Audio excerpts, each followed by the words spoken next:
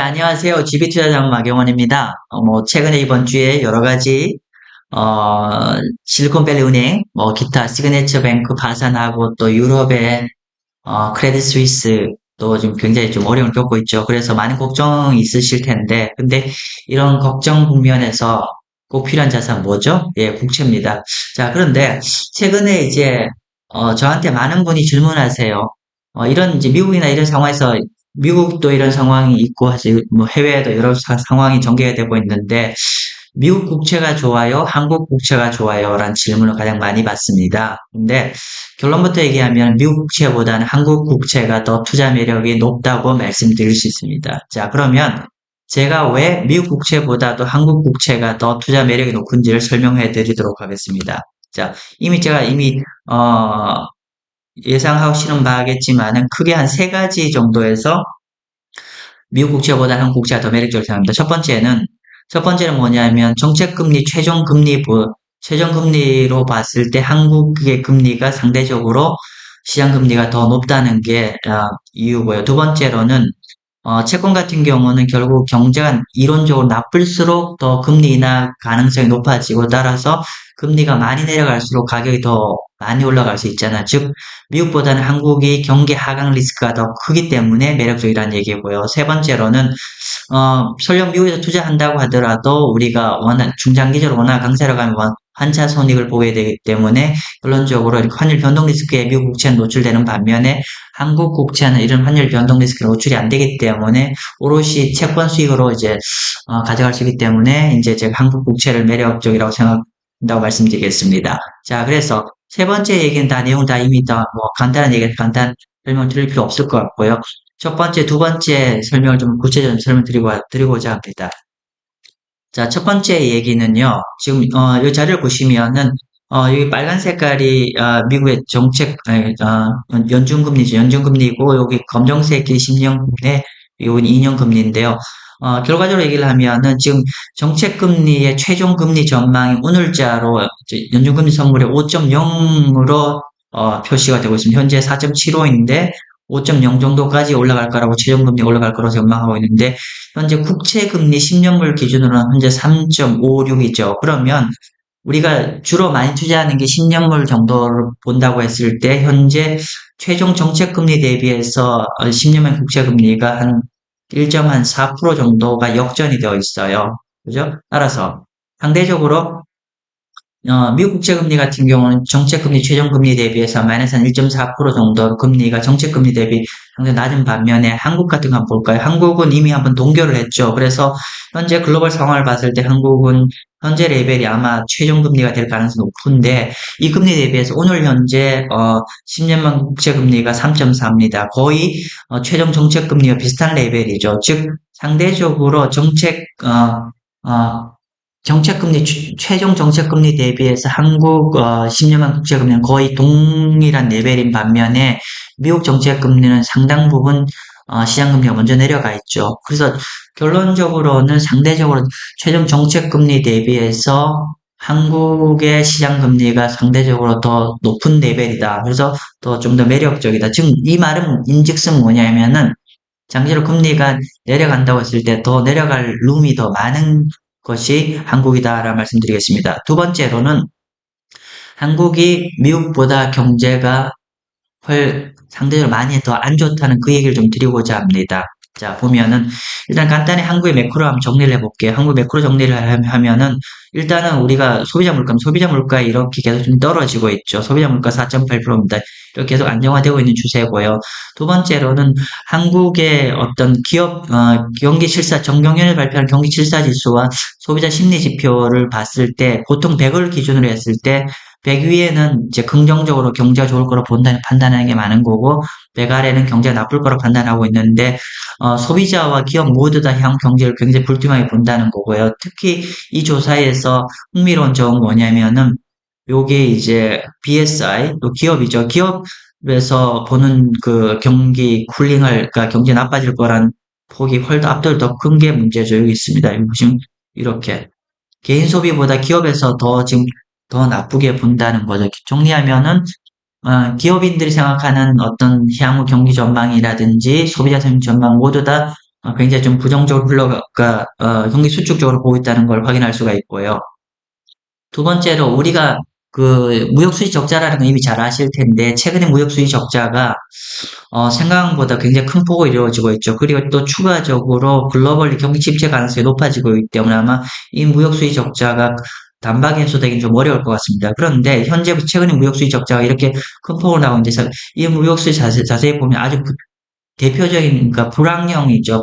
즉 불황형인 거는 수출과 수입 모두 다 줄어드는 거죠. 보시면 옅은 색깔이 수입이고 좀 줄어들고 있죠. 그리고 짙은 색깔이 수출인데 수출은 더 큰 폭으로 줄어들고 있어요. 즉 수출 수입 모두 다 줄어들고 있는데 특히나 수출이 더 큰 폭으로 줄어들고 있다는 걸 보여줄 수 있고 제가 통상적으로 국내 자료를 안 보여드리고 있는데 지금 주로 미국 자료를 보여드리고 있는데 제가 이번에 저희 자문고객들한테 설명을 좀 드려, 제가 3월 초에 만든 자료입니다. 저희 자문고객한테 보여드린 자료인데요.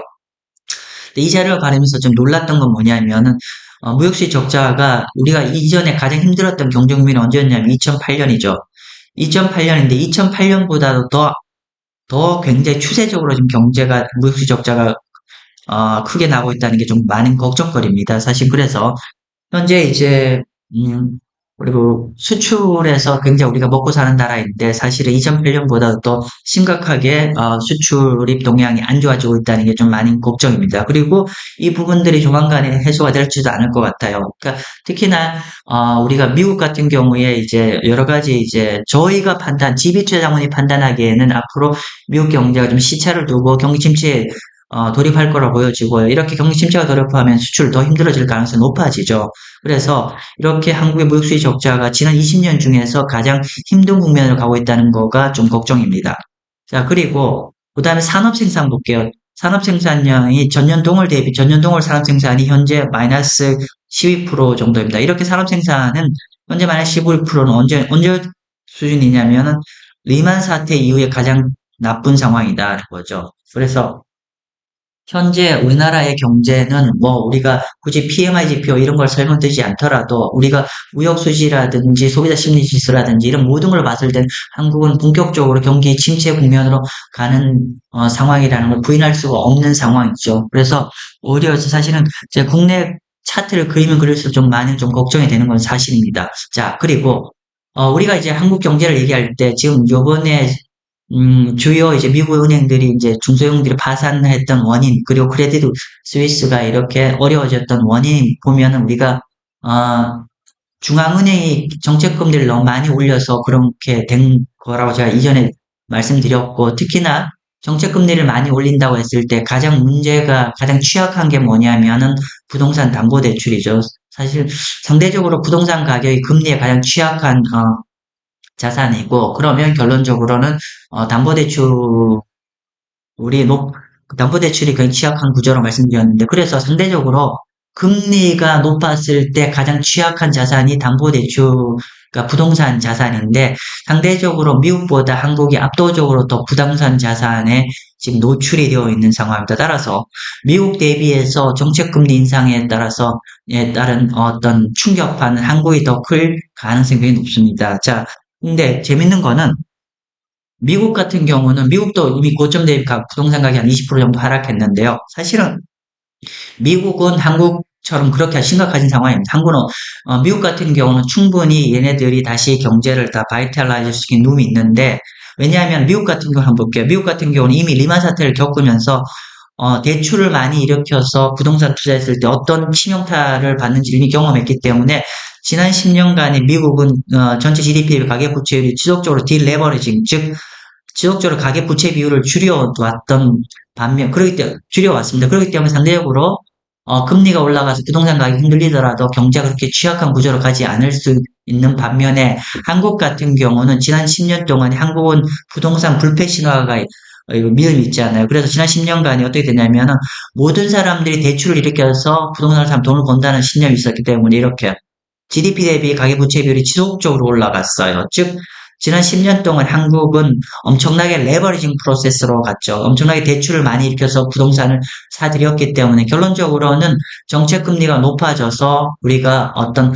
부동산 시장에 문제가 발생한다고 하면 굉장히 큰 충격파를 받을 수가 있을 거로 보여집니다. 실제로 현재 정책금리 3.5%인데 실제로 여러분 대출금리 알아보시면 거의 한 7% 육박한 금리죠. 그런데 이렇게 높은 정책금리에 오래 머물게 된다고 하면 아마도 부동산이 투매가 나올 가능성이 높은 거죠. 그리고 또 여기 선거올 안에 좀 예를 들면 우리가 각종 PF라 하나요? 우리가 저 부동산 관련 프로젝트들이 많은데 이런 것들이 또 사실 결코 녹록지 않은 상황이죠. 정리하면은 상대적으로 한국의 경제 구조 자체가 굉장히 부채로 일으킨 특히 가계 부분에서 부채로 일으킨 부분이 있기 때문에 결국 이렇게 되면 금리의 인상에 미국보다는 훨더 취약한 구조일 수밖에 없습니다. 정리하면은 한국이 미국보다 경제가 더 나빠질 가능성이 높기 때문에 상대적으로 아이러니컬하게도 국채 같은 경우는